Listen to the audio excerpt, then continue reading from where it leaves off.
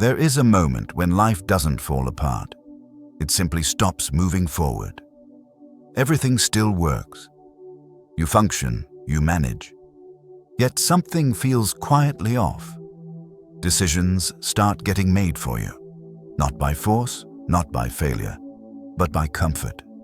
You delay what matters. You soften your standards. You choose what feels easier instead of what builds strength. And because nothing dramatic happens, it's easy to believe nothing is wrong. The Stoics warned against this exact state. They understood that comfort, when left unchallenged, doesn't bring peace. It replaces discipline. And when discipline fades, so does freedom. Stoic philosophy was never meant to make life pleasant. It was meant to make the mind steady, resilient, and impossible to shake. In this video, you'll learn 8 brutal Stoic principles. Not principles designed to motivate you for a day, but principles meant to restructure how you think, act, and choose in 2026. This is not about feeling better. It's about becoming stronger. Stay with me. The path ahead is harder, and that's exactly the point. 1. Discomfort is the price of strength. Strength does not appear by accident.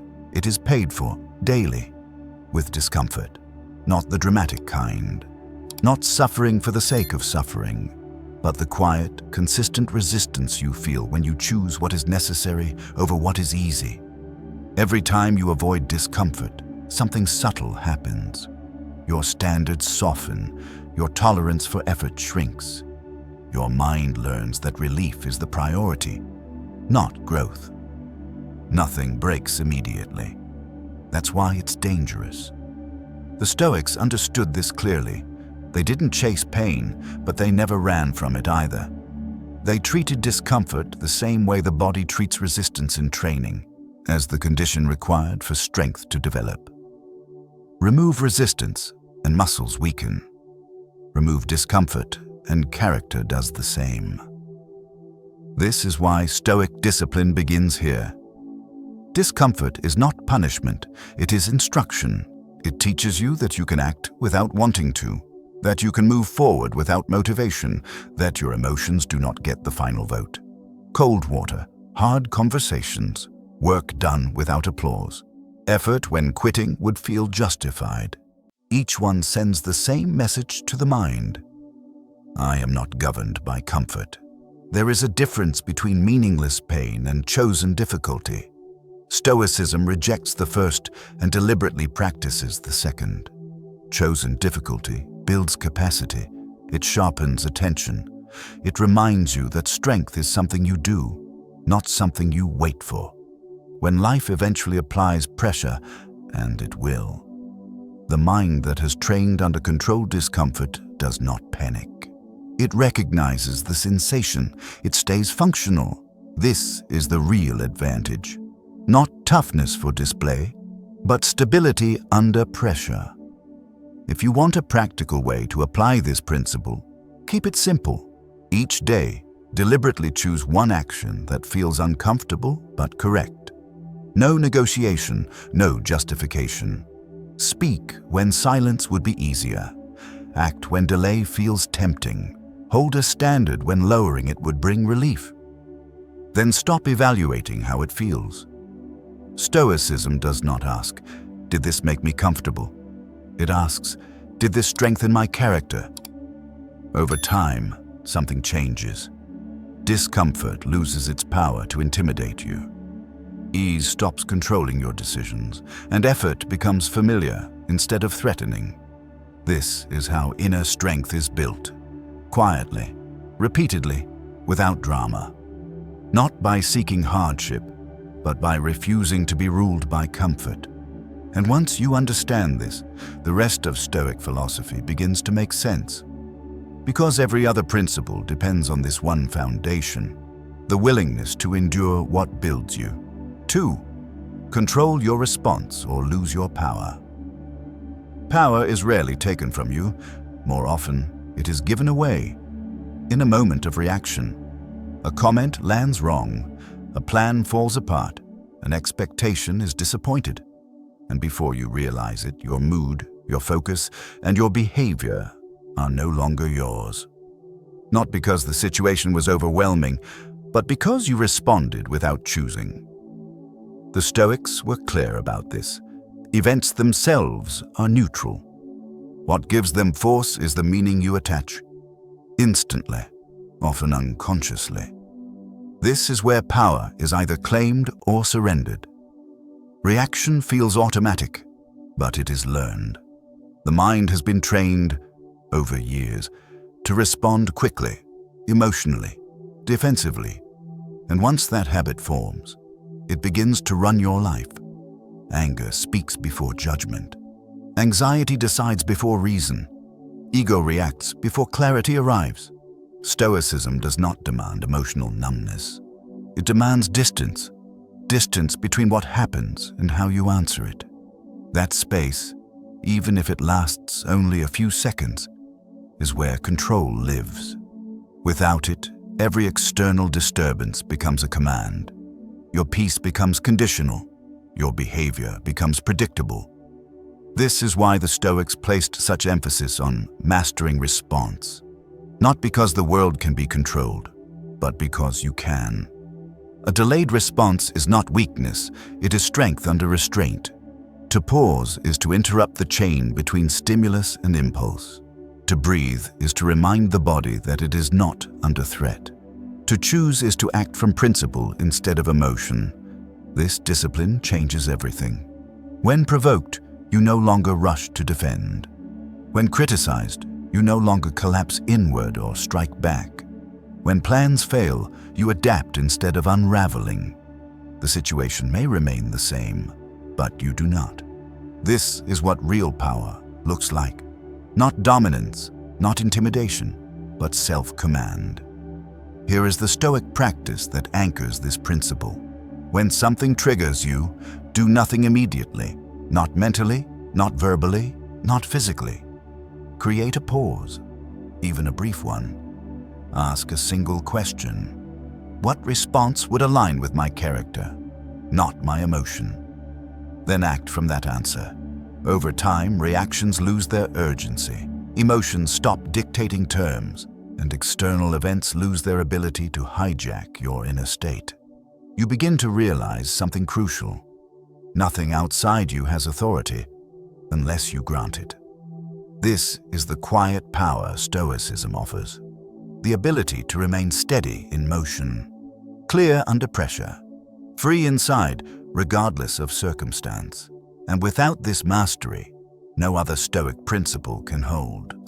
Because a mind that reacts automatically is never truly in control. 3. Stop expecting life to be fair. Fairness is a comforting idea. It suggests balance, order, a sense that effort will always be rewarded and wrongdoing will eventually be corrected. But expecting life to be fair is one of the fastest ways to lose inner stability, not because injustice is acceptable, but because resentment is expensive. The Stoics understood this early. They saw that much of human suffering does not come from hardship itself, but from the belief that hardship should not have happened. When reality violates expectation, frustration follows. When frustration lingers, bitterness takes root, and once bitterness settles in, clarity disappears. Life does not distribute outcomes based on merit. It never has. It never will. Good people suffer. Careless people succeed. Effort goes unnoticed. Integrity is ignored. The Stoic response to this is not despair, it is realism. By removing the expectation of fairness, you remove a constant source of internal conflict. You stop arguing with reality. And when the argument ends, energy returns. This shift is subtle but decisive. Instead of asking, "Why is this happening to me?" the Stoic asks, "What is required of me now?" That question changes posture.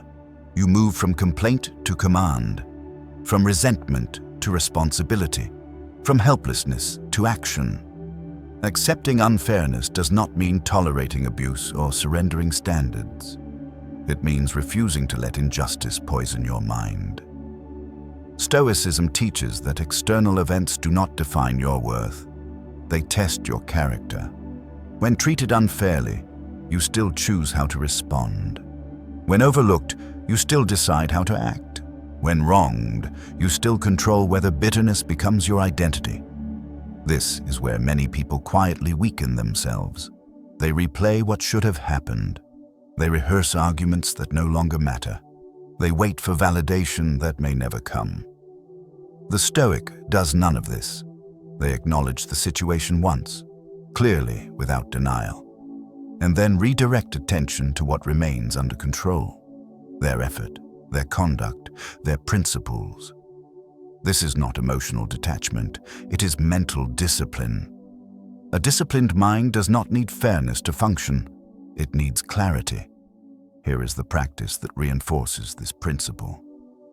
When something feels unjust, name it plainly, without embellishment. Then ask, what part of this can I influence? Ignore the rest. No rehearsals, no mental revenge, no fixation on what others deserve. Only forward movement. Over time, something powerful happens. Unfairness stops shocking you. Setbacks stop feeling personal. And emotional energy, once wasted on resentment, becomes available for action.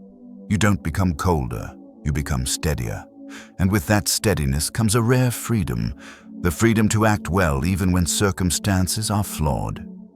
This is how Stoicism protects the mind, not by promising justice, but by teaching you how to remain intact without it. 4. Narrow your focus to what you control. Mental exhaustion rarely comes from effort. It comes from misdirected effort. Attention spreads outward, toward outcomes, opinions, reactions, timing.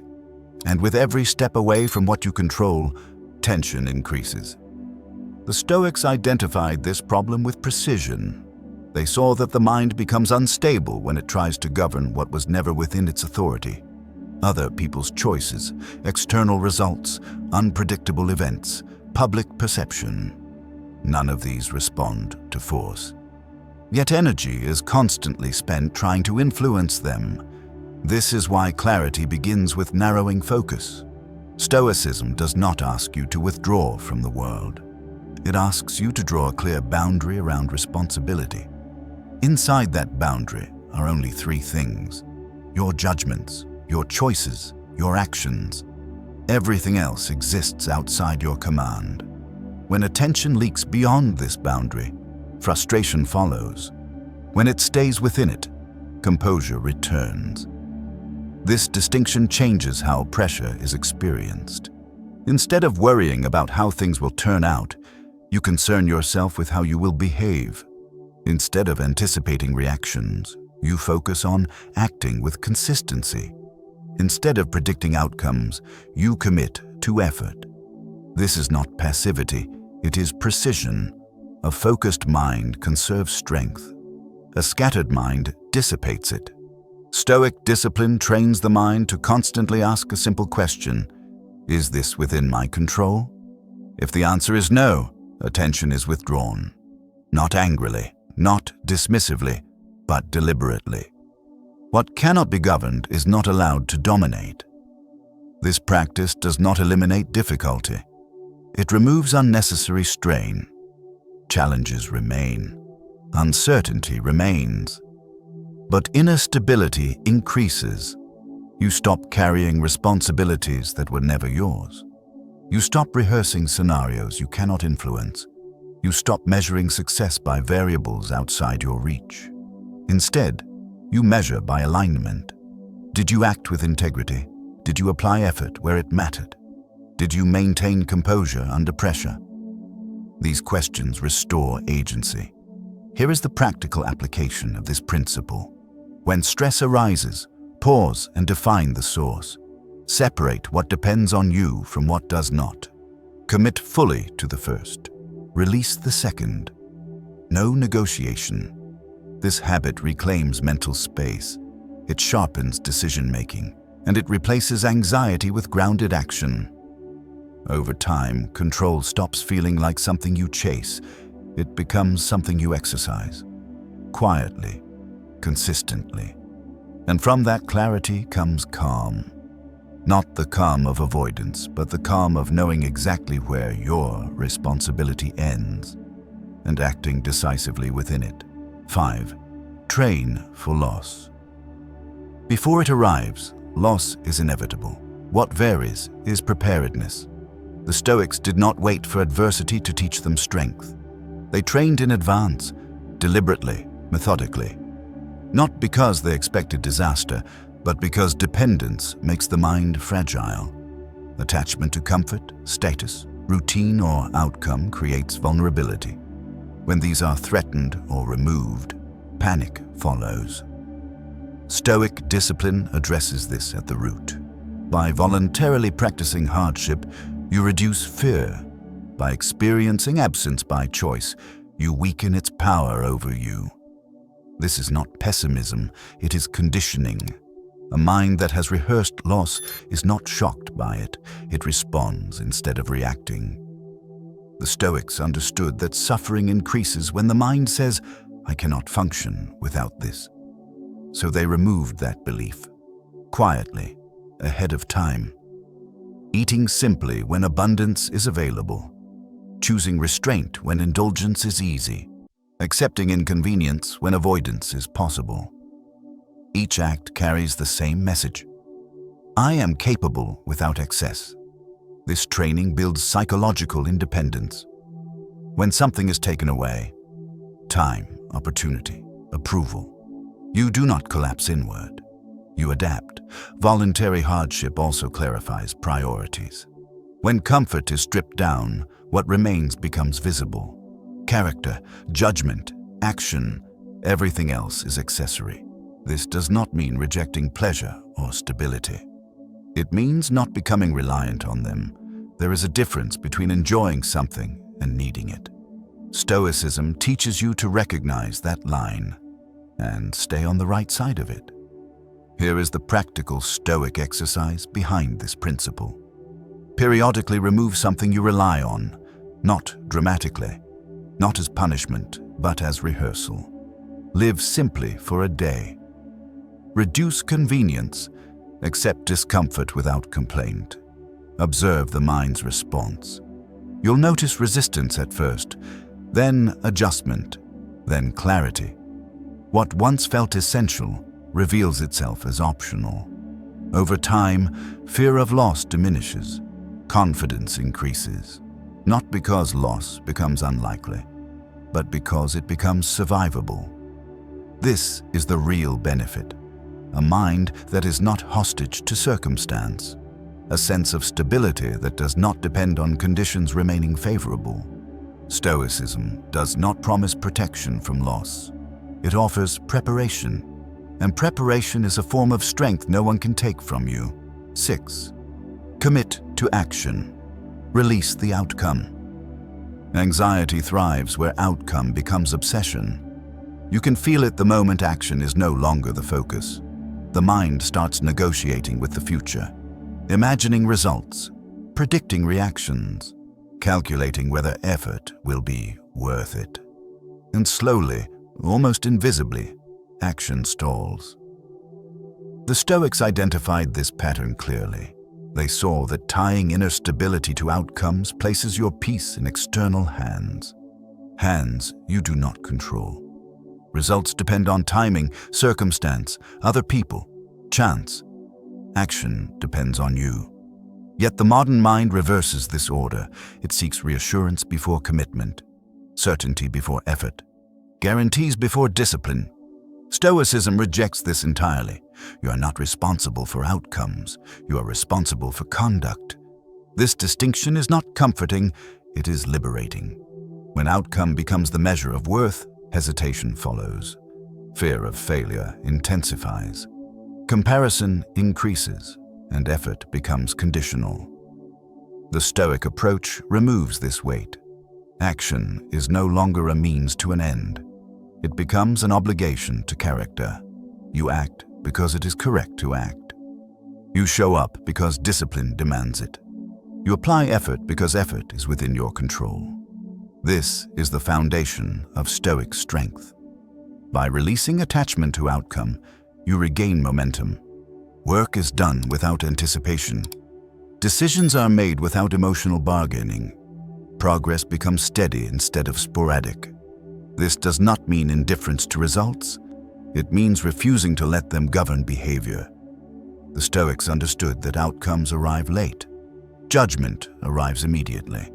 So they aligned themselves with the present, where action lives. When you detach from outcome, something subtle but powerful happens. Fear loses leverage. Failure becomes information instead of identity. Success becomes feedback instead of validation. Neither defines you. What defines you is consistency. This mindset is difficult precisely because it removes emotional reward. There is no immediate gratification, no dramatic highs, no applause guaranteed. Only quiet repetition, and that is why it works. A person who commits to action, regardless of outcome, becomes reliable to themselves, to others, to circumstance.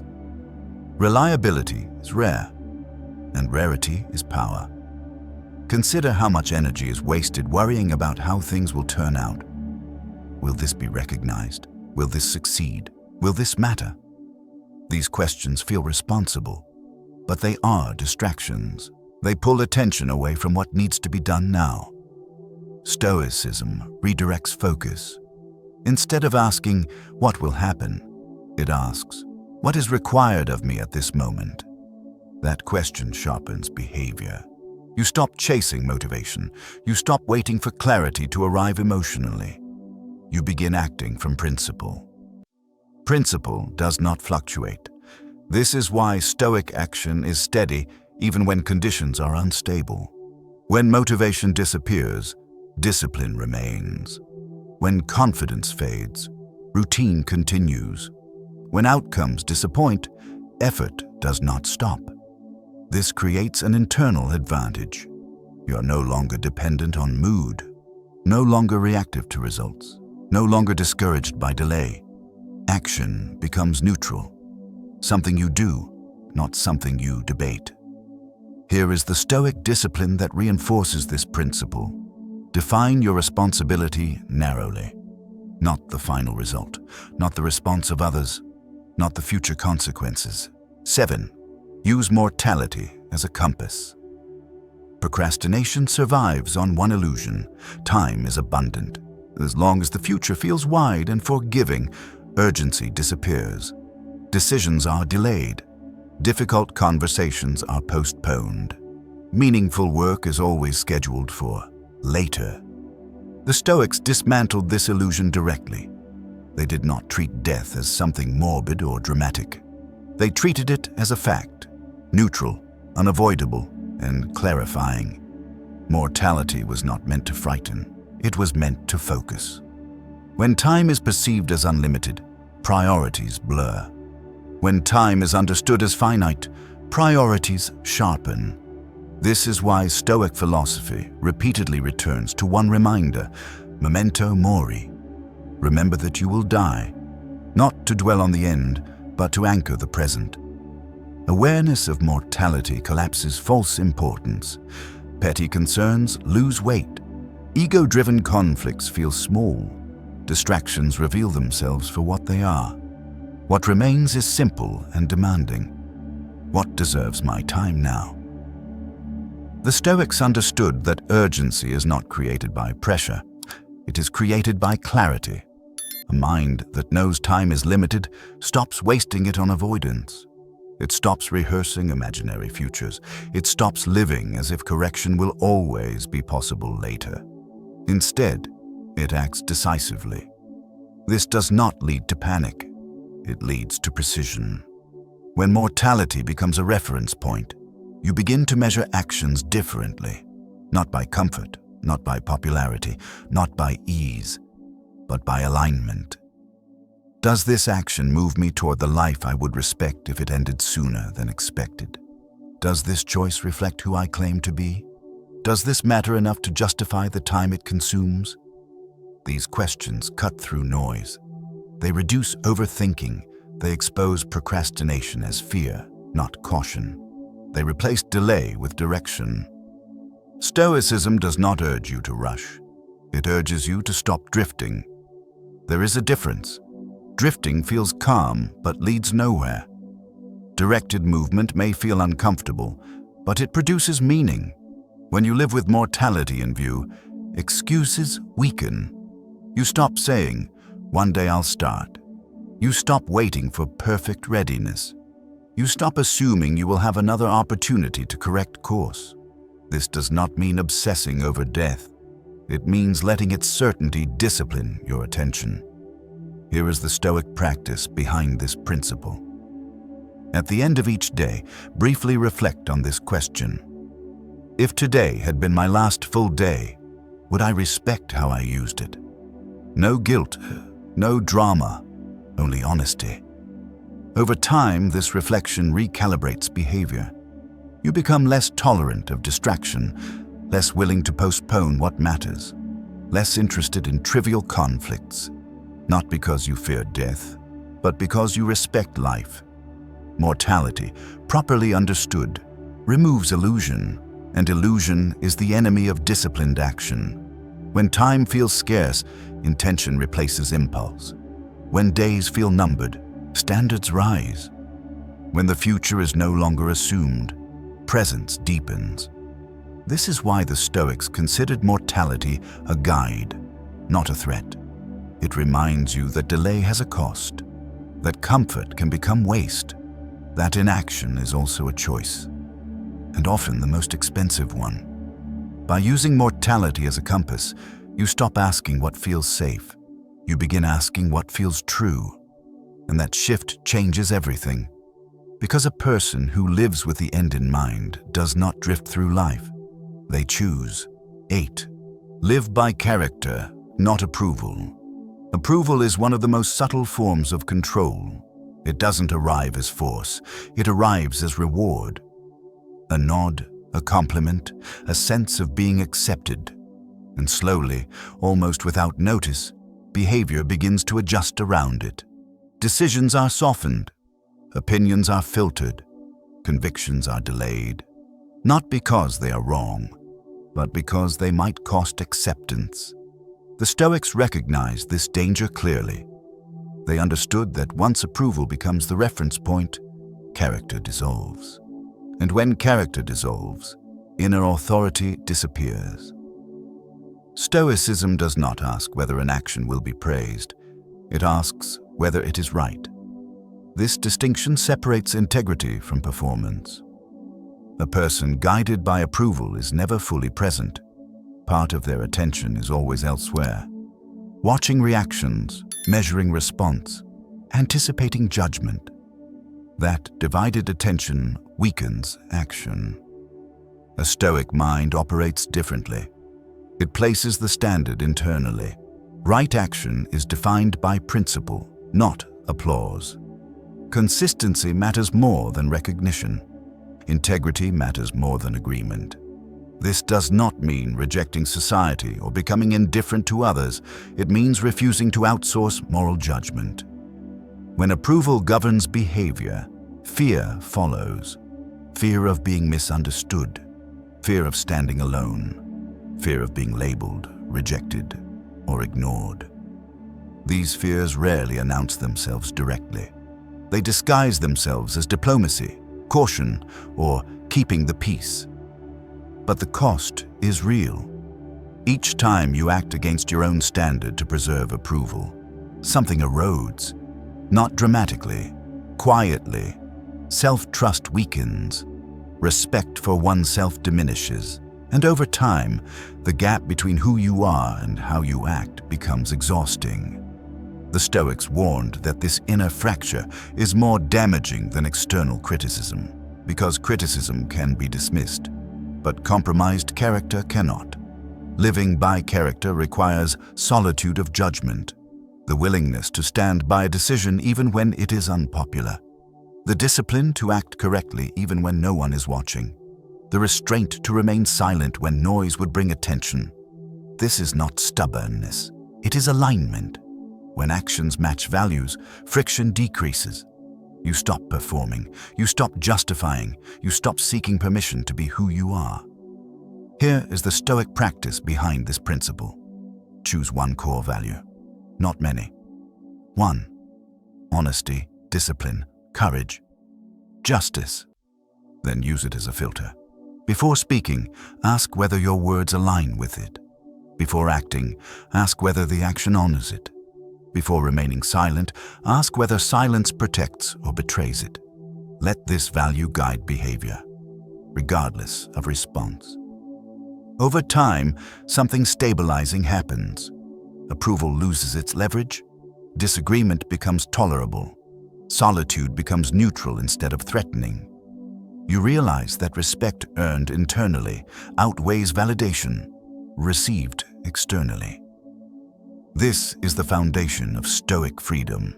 A person anchored in character cannot be easily manipulated, cannot be easily swayed, cannot be easily broken. They may be criticized. They may be ignored. They may be misunderstood, but they remain intact. Stoicism does not promise admiration. It promises coherence. Stoicism does not promise comfort. It offers something far more demanding and far more reliable. Across these 8 principles, one pattern should be clear. Strength is not built by waiting for better conditions. Clarity is not found by avoiding difficulty. And freedom is not granted by external circumstances. It is claimed internally. Each principle you've heard is simple in form, but uncompromising in practice. They ask you to accept discomfort, restrain reaction, abandon illusions of fairness, narrow your focus, rehearse loss, act without attachment to outcome, live with mortality in mind, and anchor yourself in character. Not all at once, not perfectly, but deliberately. Stoicism does not require you to change everything. It requires you to choose one standard and live by it consistently. As 2026 approaches, the question is not what will happen to you. It is who you will become, regardless of what happens. A harder path is ahead, but it leads to something rare, a mind that cannot be shaken.